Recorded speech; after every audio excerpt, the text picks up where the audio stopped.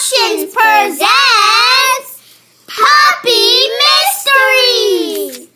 Oh, I wish I could get out of this pound. Well, I'll be spending the rest of my life in this pound. Well, you're way older than me. Who's that person? With red eyes? Follow me. I will get you out of this town. But we're not supposed to talk to strangers. Well, I don't care. Come on. Fine. Welcome to my tree house. Get up! Get up! If you want breakfast, get up! Why? It's not even wake-up time yet. Come on, let's get up. Fine, I'll get up. I'm up.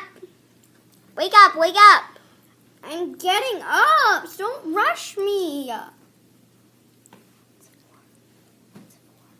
What's for breakfast? Nothing. What? Then why did we get up? Yeah. I don't know. I'm evil. Duh. Why'd you bring us here then? I don't know. I like dogs. We're trapped in the time.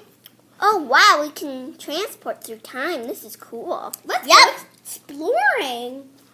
Actually, I wouldn't do that if I were you. Bye. Hey, get off me! It's not Piggy. Pup.